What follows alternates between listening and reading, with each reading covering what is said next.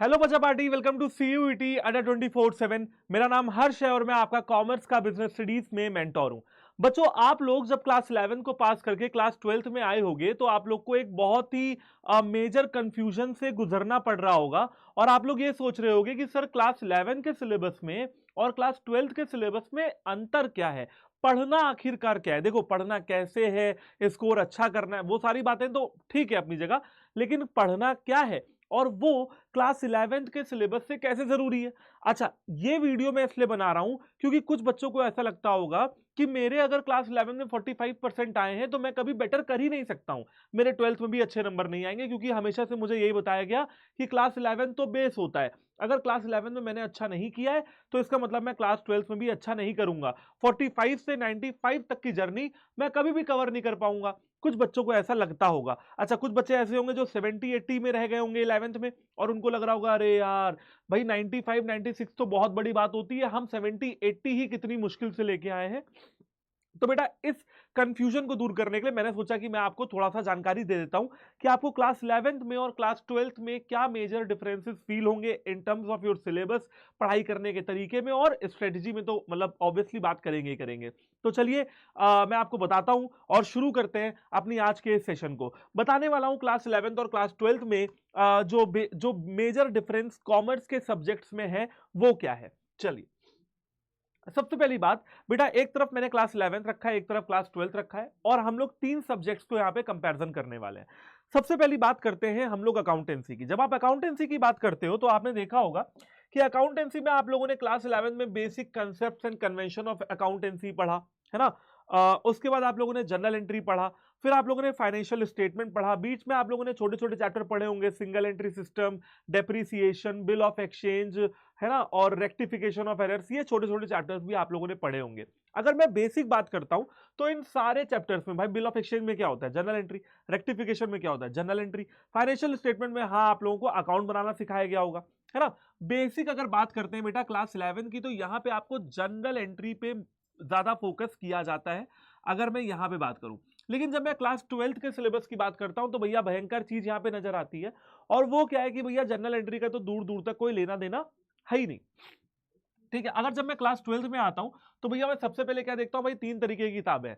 एक किताब है आपकी कंपनी अकाउंट्स की, जहां पे आपको कंपनी के खाते बनाने, एडमिशन, आपको shares, debentures, redemption of debenture, CUT में ये सारी चीजें पढ़नी है।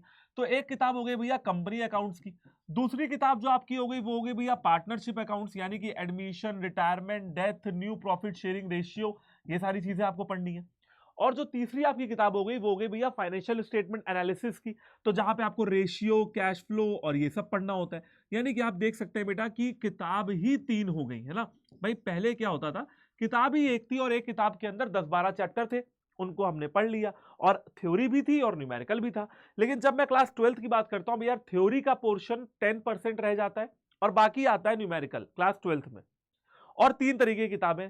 सर तीन तरीके की किताबें हैं, बार बार आप ये क्यों रिपीट कर रहे हैं, क्योंकि मैं आपको ये बताना चाहता हूं कि भैया सिलेबस यहां पे थोड़ा ऐड ऑन हो जाता है। क्लास 11th के कंपैरिजन में अकाउंटेंसी का सिलेबस क्लास 12th में ज्यादा है। ठीक है, अब बात कर लेते हैं बीएसटी की।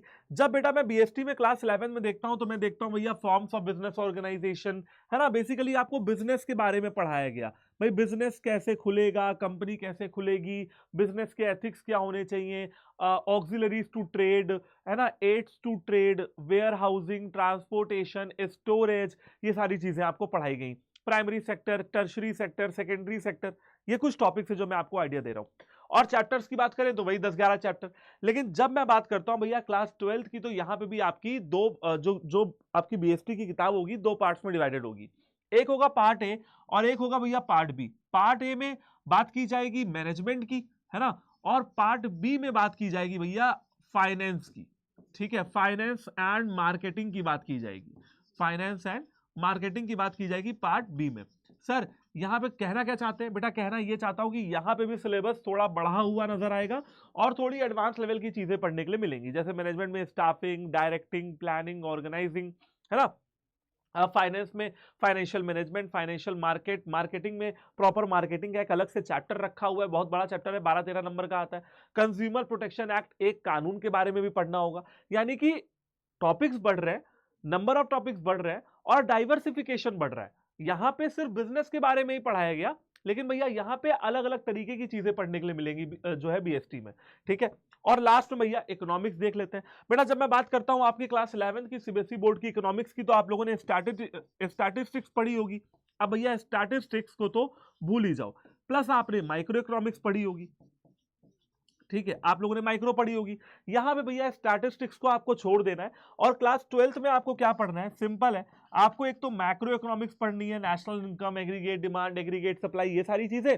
और इसके साथ साथ आप लोगों ने यहां पे कवर करना होगा Indian economic development. Indian economic development भैया फुल थ्योरी है, फुल थ्योरी है। हमारे देश की इकोनॉमिक डेवलपमेंट कैसे हुई, LPG policy, demonetization, India Pakistan China का डिटेल्ड कंपैरिजन, ये सारी चीजें आपको यहां पे देखने के लिए मिलेंगी। कुल मिला के कहने का मतलब भैया ये बनता है, क्लास 11th में टॉपिक्स कम थे, सिलेबस कम था। क्लास 12th में टॉपिक्स बढ़ रहे हैं, सिलेबस बढ़ रहा है, वाइब्रेंसी बढ़ रही है, डाइवर्सिफिकेशन बढ़ रहा है, टॉपिक्स अलग अलग तरीके के हैं, है ना।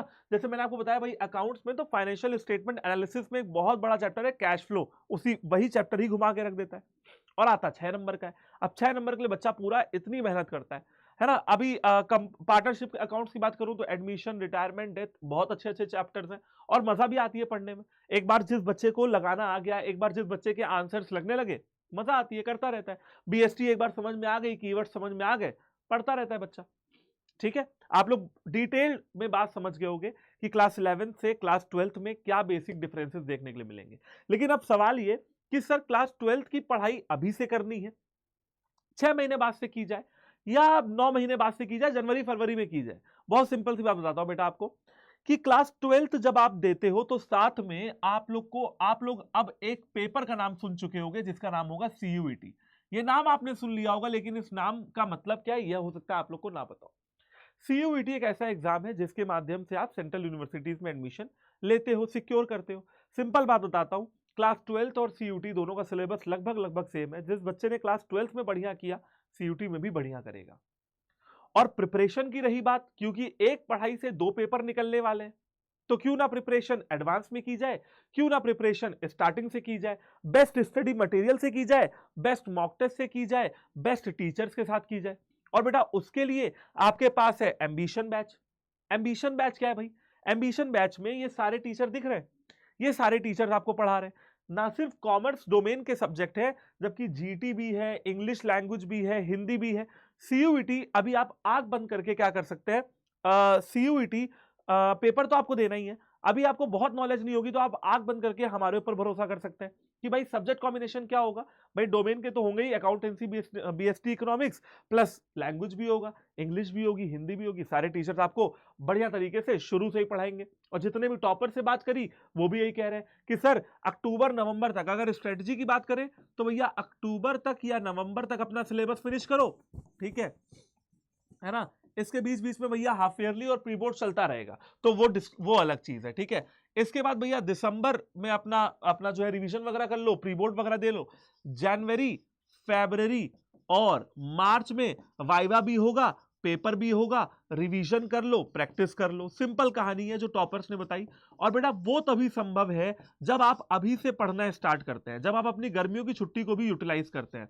एंड उसके लिए the perfect thing for you is ambition 2025 का बैच, ठीक है। और क्लास 12 भी तैयारी होगी, सीयूटी भी तैयारी होगी। आपको क्या करना है, सबसे पहले तो आप एक कोड नोट करो, ये नोट कर लो अपनी कॉपी में, और ये अपने सारे दोस्तों को आपको बताना है। दैट इज कोड क्या है, Y769।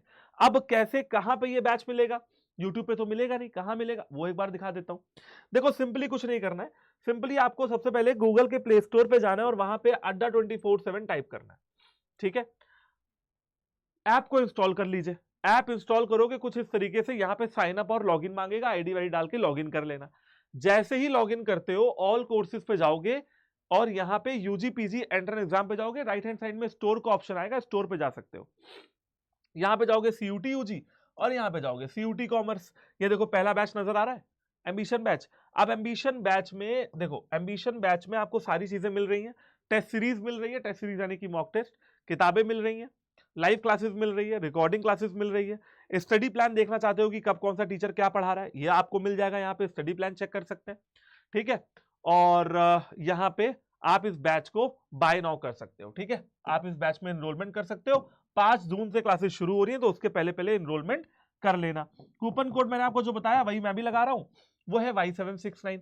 तो Y769 लगाओगे, बैच जो है 9,900 रुपए का पड़ जाएगा। आराम से आपको लाइव क्लासेस और रिकॉर्डिंग क्लास मिलेगी। बैच की जो वैलिडिटी है वो 11 महीनों की है, आराम से साल भर चलता रहेगा।